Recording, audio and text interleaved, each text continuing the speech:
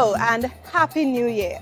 Welcome to another episode of Let's Talk Tobago. I'm Davia Chambers, and today we're coming to you from downtown Scarborough at the rooftop of Smithfield Plaza. It is our location while we update you on all that's been happening in Tobago. As usual, we've got lots to share in the next half hour, so let's get right to it, starting with this week's headlines. Chief Secretary, the Honorable Farley Agustine, outlines his plans for housing in Tobago. The island is urged to keep the faith in the COVID-19 health measures. We'll tell you why this is critical in the fight against the virus. Teachers in Tobago are being assured their challenges are being treated as a priority, and we look at the impressive progress being made through the sports program of the Mason Hall Police Youth Club. We have all these stories and more for you when Let's Talk Tobago returns. Stay with us.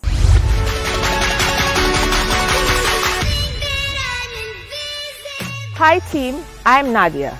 I'm a wife, a mother of two, and your transportation planner. I got vaccinated to help protect my family, my children, and to give myself a fighting chance against the war of COVID. My job takes me places. Every day I interact with over 100 workers in traffic management, the police, community stakeholders, and business persons. It's been too long. It's time to show COVID who's the boss. So, vax up, because protection starts with us.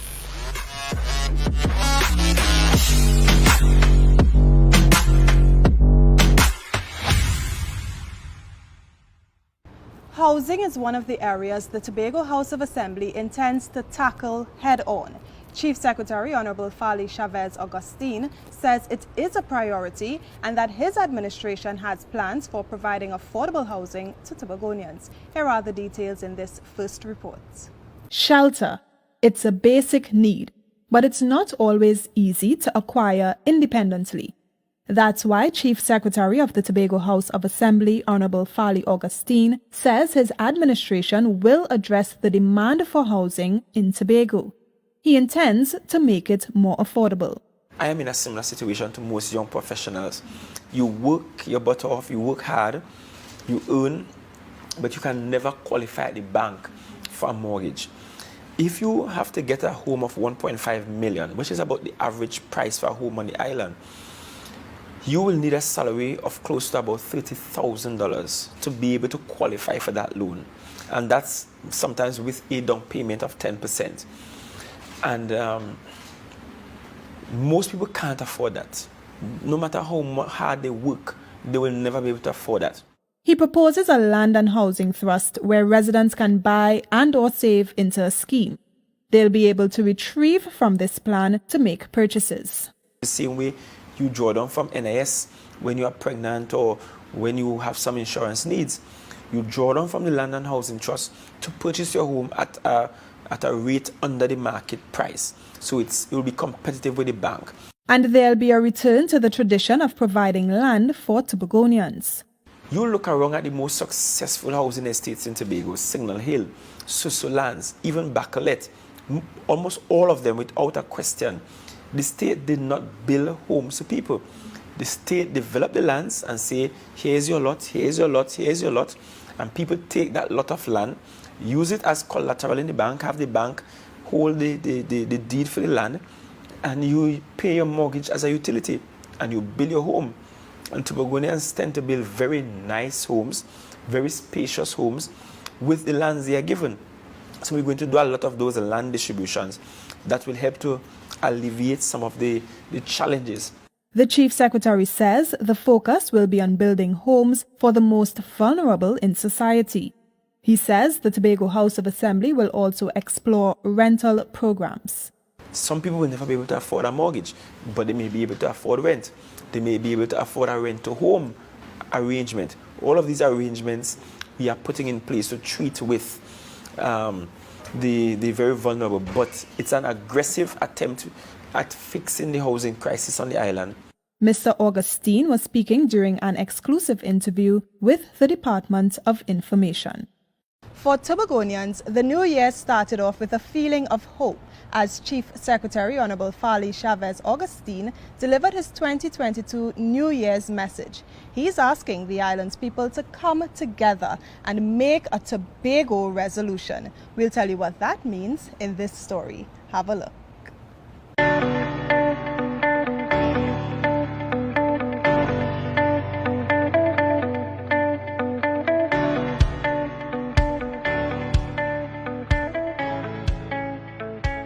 Hopeful. That's how many described the New Year message of Chief Secretary Honorable Farley Agustine. It's not your typical Chief Secretary's address. The refreshing video was recorded around the scenic areas of the ever-stunning East Tobago. And in his unique and friendly style, the Chief Secretary delivered his 2022 message to the people of Trinidad and Tobago. As he says, and I quote, "Bated breath, not bells and whistles, ushered in the arrival of 2021, as many felt the year was destined to be a sequel of the one that went before, but longed deeply for a fresh start." End quote.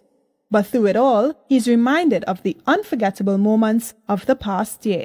Including a historic 6-6 deadlock, where 2021 signaled that another pivotal chapter was being penned for the history books.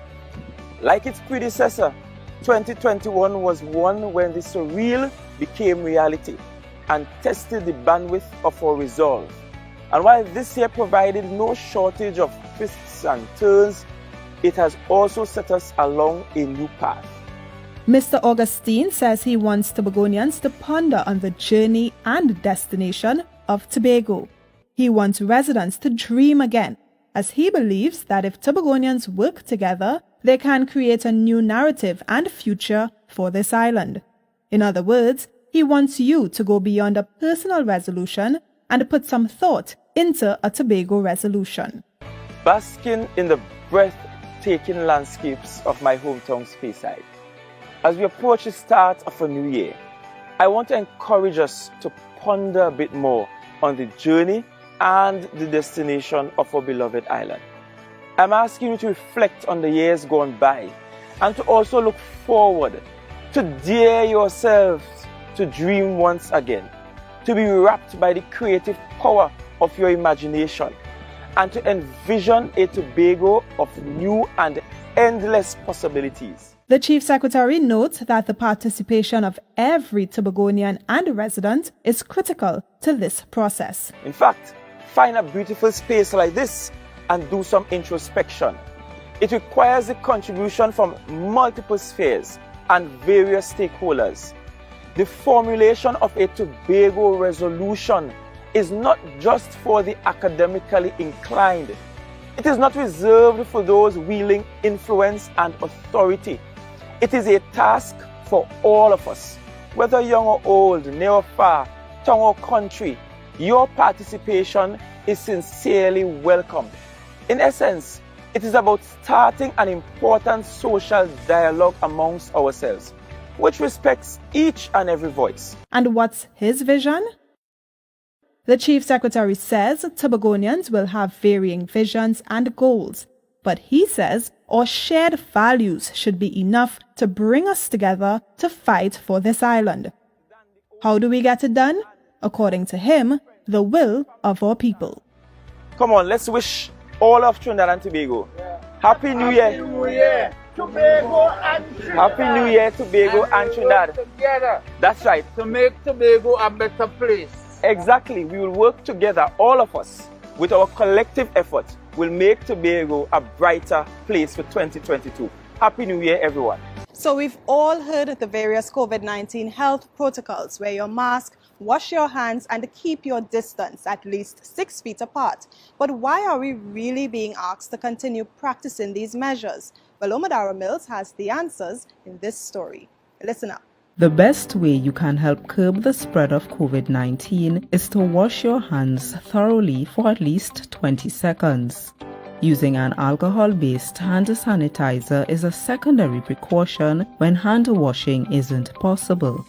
The Secretary of Health, Wellness and Social Protection, Dr. Faith B. Israel, explains why washing your hands is so important in the fight against the disease that has claimed nearly 500,000 lives worldwide. We're asking you to wash your hands with soap and water because the soap and the water is able to break the protein membrane that encompasses the virus known as SARS-CoV-2.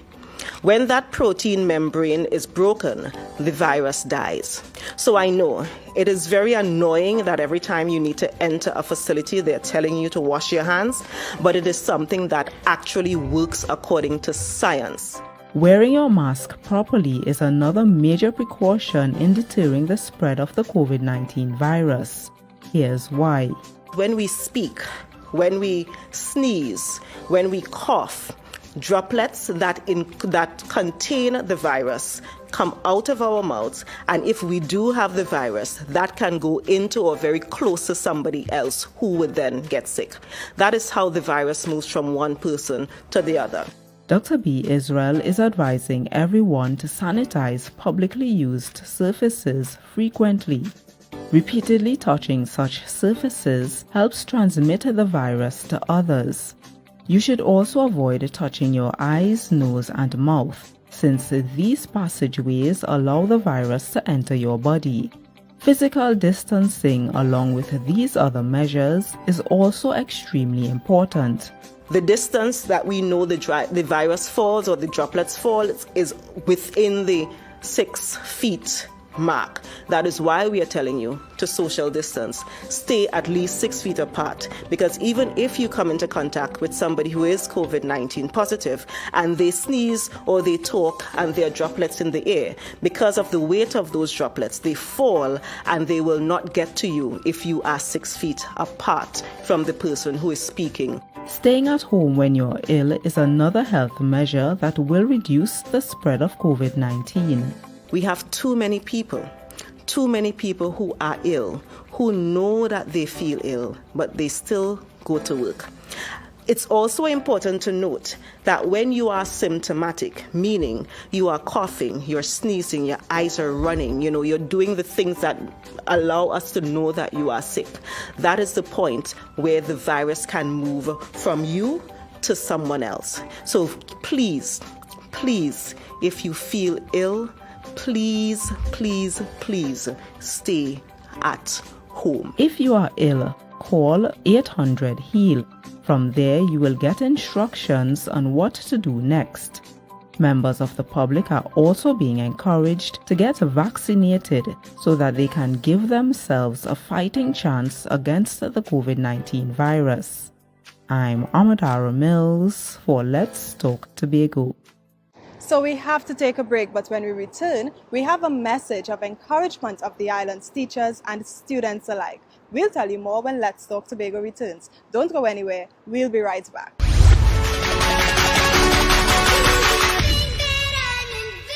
I am Anton Jordan, Building Superintendent of the Division of Infrastructure, Quarries and the Environment. I took the vaccine because I have 3 children. I don't want to be wondering what happens to them in the event that I have to be hospitalized from the coronavirus. Right now, we are heading back out to work. More likely than not, we may encounter someone on the job either has the virus or has been exposed to someone with the virus. Please, we all have to do our part. Vax up. Protection starts with us.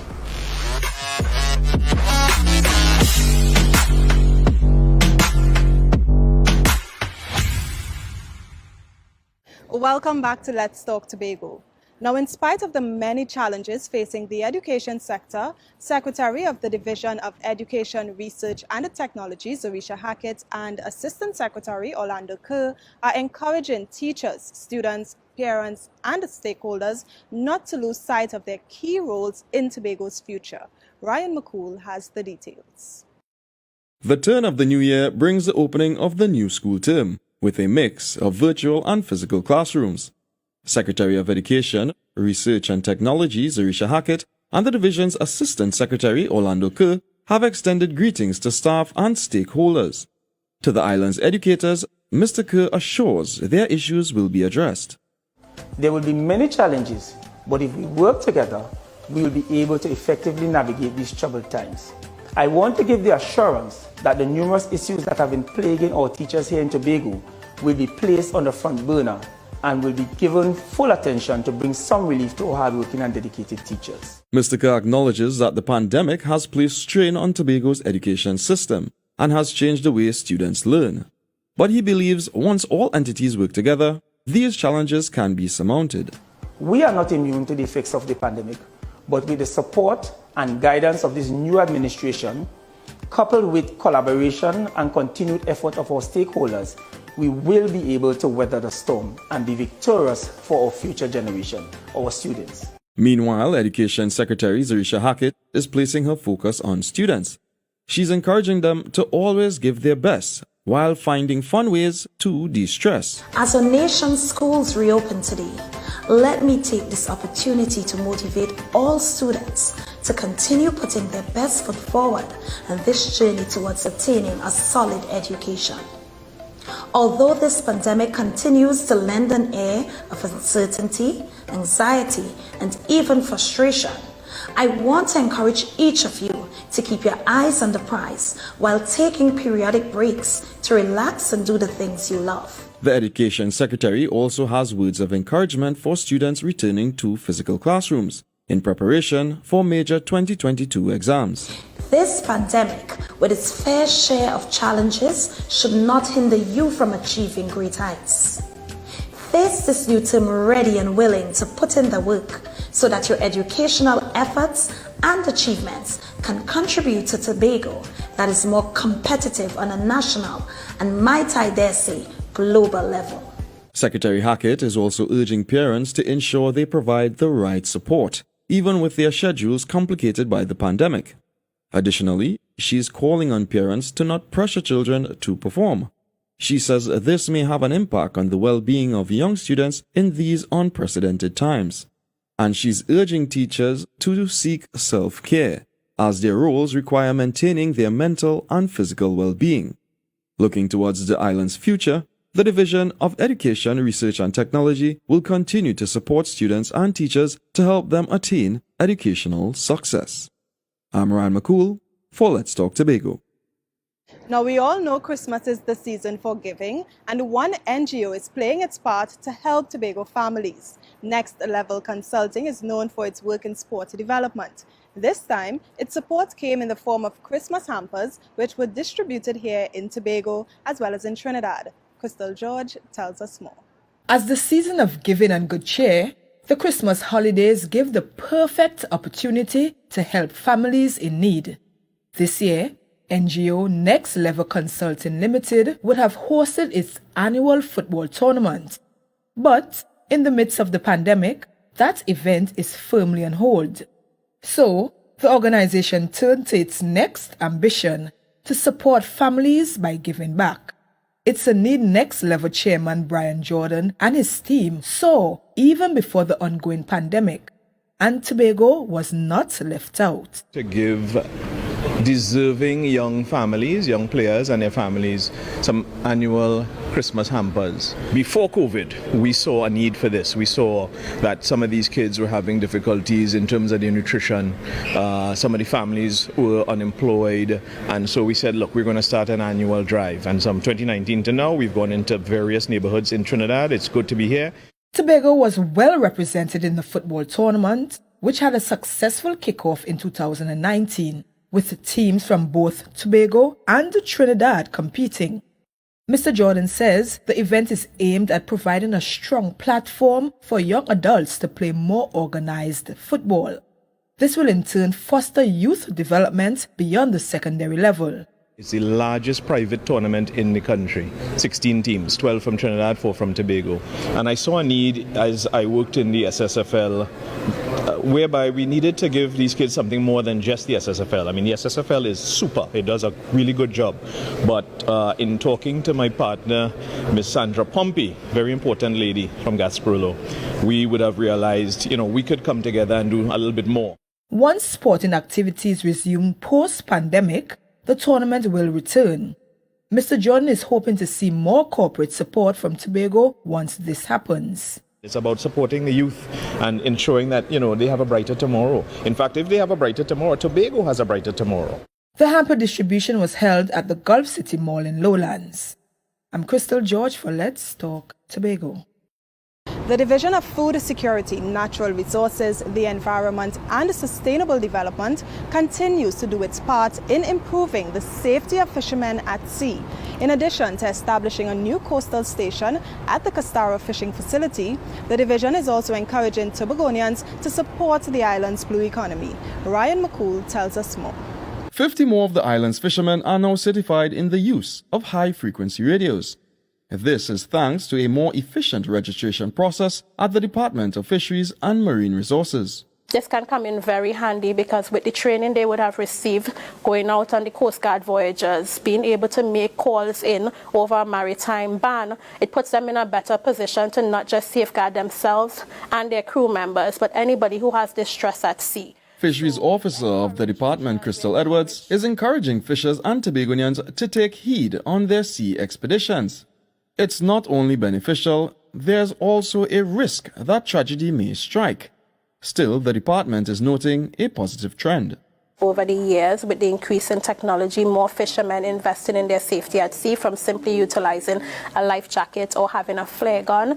We've had the Extension Outreach Program where we brought different stakeholders within the industry, inclusive of CFTDI, the Training Institute in Trinidad, the Fire Service, TEMA, and so many other agencies, Agricola, ADB Bank, to let them realize what the future of fishing could be for them. Tobago also received a major boost for marine safety operations.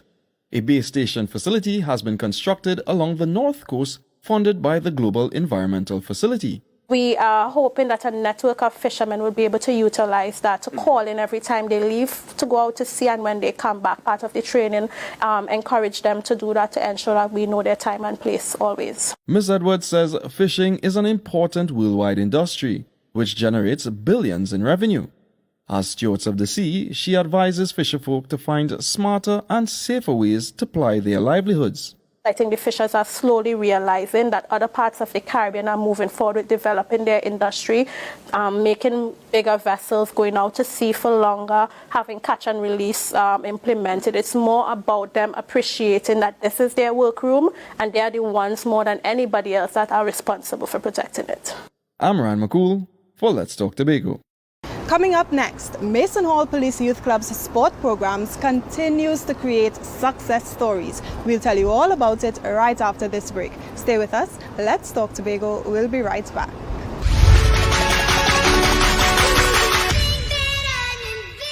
I decided to take the vaccine to first provide protection for myself and my family and the people around me, including my co-workers and everybody I come into contact with, including the public. In the course of my duties, I am heavily engaged in public discussion, public meets, and I do a lot of investigations in the public. So I decided, based on the empirical data provided and based on advice of my physician, that the vaccine is the way to go to protect us all. So, Vax Up, protection starts with us.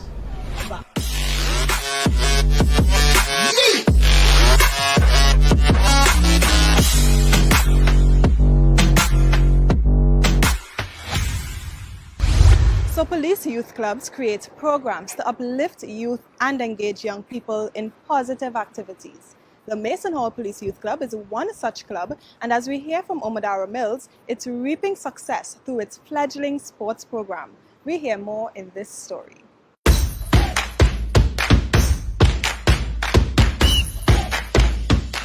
The Mason Hall Police Youth Club only started its sport program a few years ago, with a focus on athletics and football.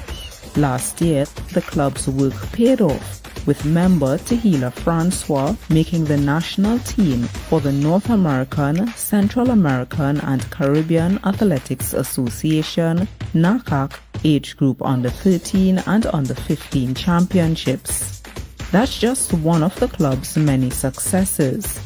Leader of the club, Dexter Edwards, is proud of the accomplishments in sport so far. It has proven to be successful because we are very heavily involved in football along with athletics. And we have seen a number of the children really come through successfully, in that aspect, because we've never had an athlete who actually has a national record. We are actually right now in football, we actually had qualified for the Premier Division. So we are doing well, and we have athletes who have done well apart from Tehila over the years. So we are very proud of what we are able to do so far. Mr. Edwards says sport is an avenue of encouraging members to participate. It also helps to develop their physical and mental well-being and teach them important life lessons. Being a police youth club, part of our perspectives is channeling children energies where it is most successful. Over the years, we have observed that there are children like sports. That's one of the reasons why it's just providing other avenues for the young persons, because as you know, most of us tend to focus on education and arts and that kind of stuff, but different children like different things, and once you get what they like, it is easy to mold them into better citizens for the future. Currently, there are about 30 members involved in the club's track and field program. Many have been happy to get out and get moving during the COVID-19 pandemic. We have seen the importance because a lot of the children are actually glad to be out in a social process, because for a long while school was basically online, they were at home. So they were actually happy to come out to do something. Of course, we control the numbers, we don't have everybody coming like every day. But they are really happy to be out, to be involved in something other than being home, on the computer for the whole day and that kind of stuff. The Mason Hall Police Youth Club also involves its members in activities like dance, academic classes, pageants, agriculture, and distributing hampers to people in need. They are all activities with the same goal: to mold youth into well-rounded, civic-minded members of society. I'm Amadara Mills for Let's Talk Tobago. So we've come to the end of yet another edition of Let's Talk Tobago, and as always, we thank you for watching. Please email us with your comments or queries about the program, and be sure to visit our website, like our Office of the Chief Secretary Facebook page, follow us on Instagram and Twitter, and subscribe to our YouTube channel. From our house to yours, I'm Davia Chambers, along with the Department of Information, Office of the Chief Secretary, Tobago House of Assembly, wishing you a safe and fantastic week, and of course, a Happy New Year. As we go, we leave you with a montage of the Tobago House of Assembly's Secretary's Retreat. Do enjoy.